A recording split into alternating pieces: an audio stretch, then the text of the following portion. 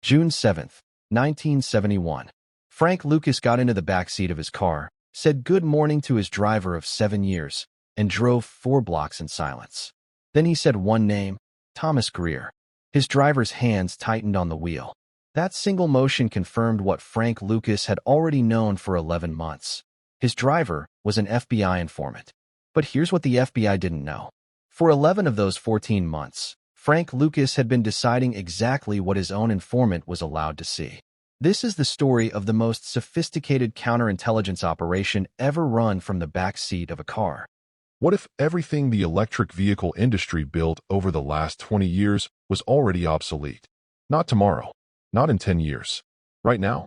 What if the billions of dollars poured into charging networks, battery factories, and lithium supply chains were already a mistake? What if the engine that makes all of it irrelevant doesn't run on electricity, doesn't run on gasoline, and doesn't need a single charging cable ever again?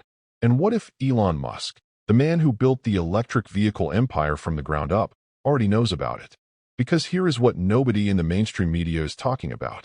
Sources close to Tesla's Advanced Propulsion Research Division say that something has been sitting in a locked R&D vault in Nevada for years. Something that rewrites the fundamental rules of how a vehicle generates and uses energy. Something so disruptive that if it ever reaches mass production, the entire electric vehicle market, every charging station, every lithium mine, every battery gigafactory, becomes a relic of a very short-lived era. The technology has a name that sounds almost too simple to be revolutionary. People inside the industry have started calling it the water engine. And before you dismiss that as science fiction, before you assume this is just another viral rumor with nothing behind it, stay with me. Because the deeper you go into this story, the harder it becomes to look away. The financial signals are already moving. The insider conversations are already happening.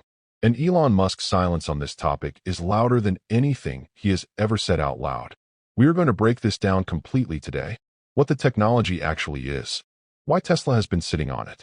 What it means for every single person thinking about buying an electric car in the next 3 years. And most importantly, why the most powerful players in the global auto industry are absolutely terrified of what happens next. This is not a product launch. This is not a. The electric vehicle industry has a secret it has been hiding in plain sight for a decade. Range anxiety is not the real problem. Charging time is not the real problem. Battery degradation is not the real problem. The real problem is this. Every single solution the EV industry has ever offered still requires you to be dependent on something outside your car. A charging station, a power grid, a lithium supply chain that stretches from mines in Congo and Chile all the way to a factory in Nevada. You are never truly free. You are always tethered. And the people who built this industry knew it from day one. Think about what an electric vehicle actually is at its core. It is a machine that stores energy someone else generated, in a battery someone else manufactured, using minerals someone else dug out of the ground, transported through a supply chain someone else controls. The moment that battery is empty, you are not just out of fuel. You are dependent on infrastructure that may or may not be available, may or may not be working, and in large parts of the United States, simply does not exist yet. That is not freedom. That is a different kind of dependency dressed up in clean technology marketing. And here is the part that the industry's biggest investors have always understood, even while they were pouring money into EV stocks. The dream was never really about eliminating dependency. It was about shifting dependency from oil companies to electricity companies, from gasoline stations to charging networks, from $1 trillion industry to another. The car you drive was always going to need something from someone. The question was only who that someone would be. But what if there was a way to break that chain entirely? What if a vehicle could generate its own energy continuously from a source so abundant and so universally available that no corporation, no government, and no supply chain could ever control it? That is the question Tesla's most secretive research team. Here is what we know, and here is why it matters more than anything else happening in the auto industry right now. The technology being discussed inside Tesla's Advanced Propulsion Research Group is not a hydrogen fuel cell. It is not a next-generation lithium battery. It is not a solar panel bolted to a roof. What engineers working close to the project have described is a closed-loop thermodynamic conversion system that uses water, specifically the molecular energy stored in hydrogen-oxygen bonds, as both a fuel source and a byproduct of its own operation.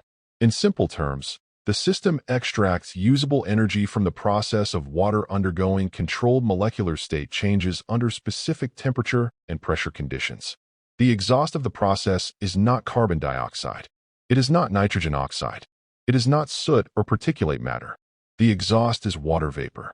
Clean, harmless, and in certain operating conditions, partially recyclable back into the system itself. The vehicle does not carry a tank of gasoline. It does not carry a 1,000-pound lithium battery pack. It carries water, and it uses that water to generate electricity continuously while the vehicle is in motion. Now, before the skeptics in the room start reaching for the comments section, understand this. The concept of extracting mechanical or electrical energy from water's thermodynamic properties is not science fiction. It is well-established physical chemistry. The challenge has never been whether it is theoretically possible. The challenge has always been efficiency, getting more usable energy out of the process than the process itself consumes. And that is exactly the breakthrough that Tesla's team is reported to have cracked. A proprietary catalyst material combined with a multi-stage pressure cycling system that pushes the net energy output ratio past the threshold that makes the system self-sustaining under normal driving conditions. The result, according to early internal test data that has begun circulating among a small group of industry analysts, is a vehicle that can travel more than 800 kilometers on a single water reservoir. Refilling takes under 3 minutes. Infrastructure cost is effectively zero because water is everywhere. And the performance numbers, 0 to 60 in under 4 seconds, sustained highway speeds above 180 kilometers per hour, are not just competitive with current electric vehicles. They are better than most of them. Now here is where the story gets complicated. And this is the part that explains why, if this technology is real, you have not heard about it through official channels yet. Because the moment a technology like this becomes public knowledge, it does not just disrupt one industry. It threatens the entire financial architecture of the modern global economy. And the people who built that architecture do not go quietly. Consider what is actually at stake. The global lithium-ion battery market is projected to reach over $400 billion by 2030. Charging infrastructure investment in the United States alone has exceeded $100 billion in committed capital over the next decade. Lithium, cobalt, nickel, and manganese mining operations across 3 continents have been scaled up specifically to meet projected electric vehicle demand. Panasonic, CATL, LG Energy Solution, companies worth hundreds of billions of dollars combined, exist almost entirely because electric vehicles need batteries. If the battery becomes obsolete, every single one of those investments becomes worthless overnight.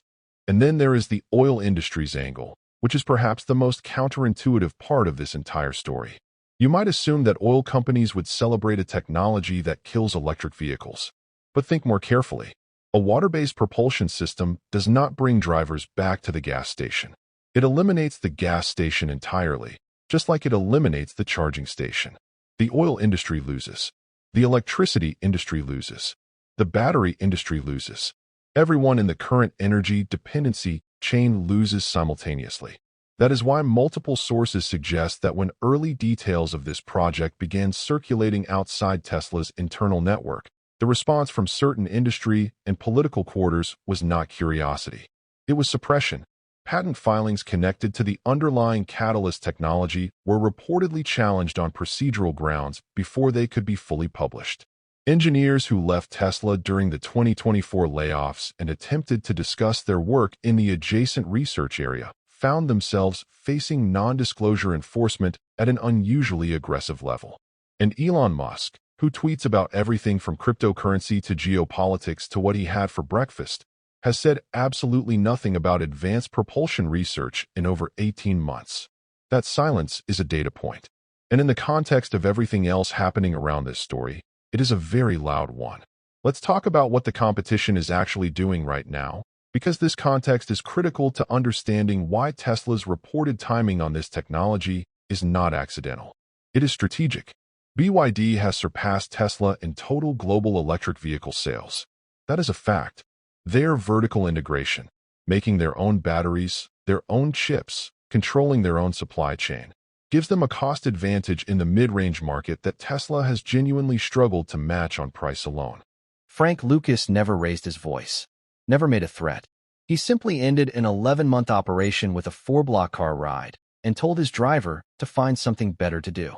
The FBI's file, 14 months of intelligence from their most reliable source, was reviewed by federal prosecutors and found insufficient to support a single charge, because Frank Lucas had already decided what that file would contain. If this story hit different, subscribe, hit the bell. The next one makes this look like a warm-up.